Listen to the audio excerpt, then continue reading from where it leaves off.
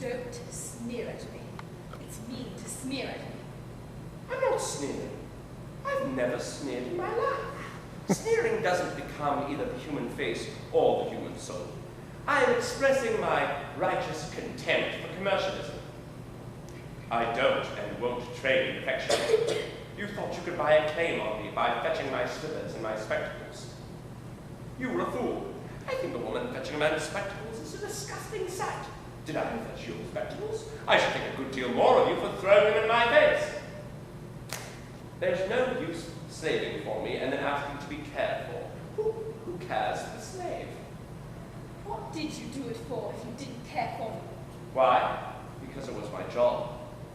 You never thought of the trouble it would make for me. Making life means making trouble. There's only a way of escaping trouble, and that's killing things. Cowards, you'll notice, are always shrieking to have some troublesome people killed. I don't notice things like that. I notice that you don't notice me. Eliza, you're an idiot. I waste the troubles of my laconic mind by spreading them before you.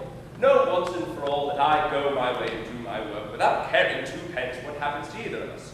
So you can either come back or go to the devil. Would you please? What am I to come back for?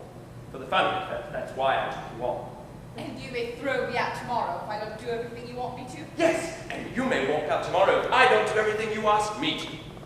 And live with my stepmother? Yes, or stepfathers. Oh, if only I could go back to my flower basket.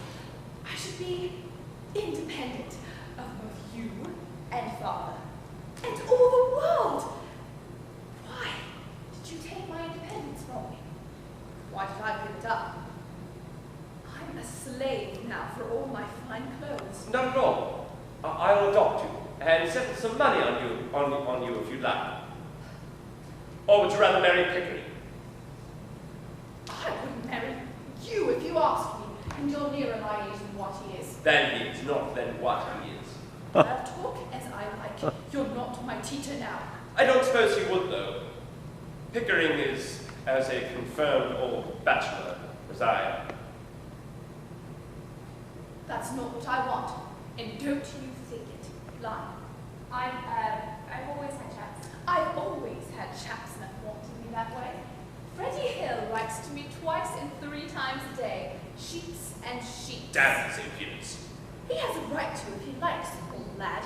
And he does love me. You have no right to encourage him. Every girl has a right to be loved. What, by fools like that? Freddie's not a fool.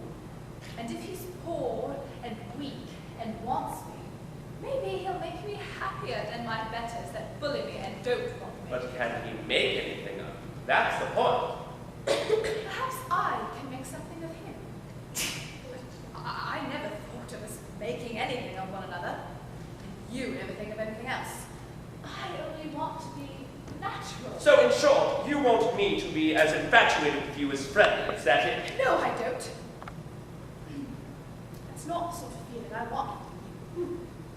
Like, don't you be too sure of yourself or of me. I've seen more of some things than you for all your learning. Girls like me can drag gentlemen down to make love to them easily enough. And they wish each other dead the next minute. Of course they do. Then what in thunder are we quarreling about? I want a little kindness. I know I'm a common, ignorant girl. You look learned gentlemen.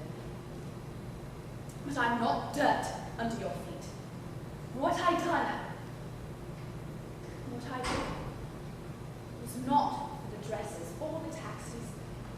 I did it because we were pleasant together, and I came to care for you. Not to want you to make love to me, and not forgetting the difference between us, but more friendly-like. Yes, Eliza, that's exactly how I feel.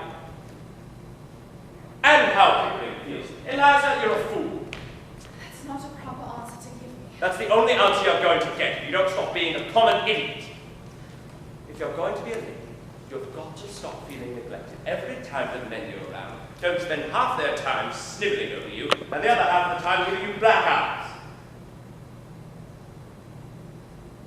find me cold, unfeeling, selfish. Well, fine, be off the sort you like. Marry some sentimental hog with a big purse and lots of money, and a big pair of lips to kiss you with a big pair of boots to kick you with. You can't appreciate what you've got. You better get what you can appreciate. Ugh, you're a cruel tyrant. I can't talk to you. You turn everything against me. I'm always in the wrong. But you know very well all the time that you're nothing but a bully. You know I can't go back to the gutter, as you call it. I've got no real friends except for you and the Colonel. You think I must go back to Wimble Street because I have nowhere else to go but Father's. But don't you be too sure that you've got me under your feet, trampled on and torn down. I'll marry Freddie, I will. As soon as I'm able to support him. Freddie, that poor fool, that young devil who couldn't get a job as an errand boy if he tried. Don't you understand, woman? I have made you a consort for a king. Freddie loves me, and that makes him king enough for me. Like, I don't want him to work. I don't want him to work. He wasn't brought up to it as I was. I'll go and be a teacher.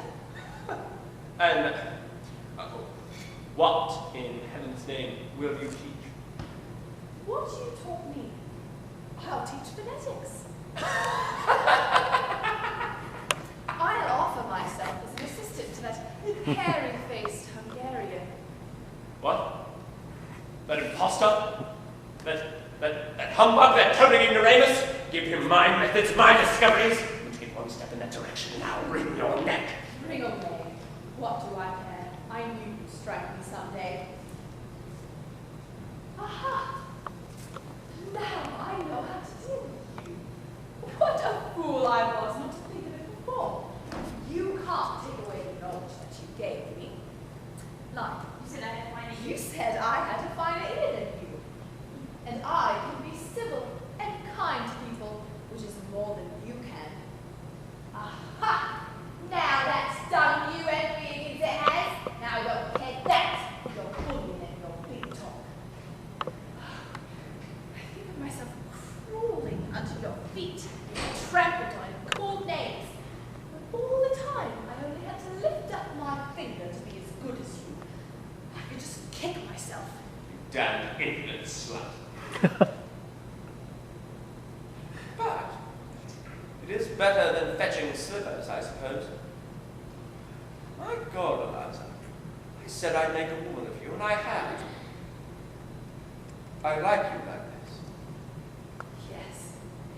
Turn round and make up to me, now that I'm not afraid of you, and can do without you. Yes, of course. 5 minutes ago, you were a millstone around my neck. And now you're a tower of strength, a consort battleship. You and I and Pickering shall be 3 old bachelors together, instead of 2 men and a silly girl. I shall not see you again, Professor. Goodbye. Eliza, pick up some Stilton cheese, won't you? And a new pair of reindeer cuffs for me, number 8s. And a tie to go with my new suit at Earl and Binneman's. You can choose the color. Buy them yourself.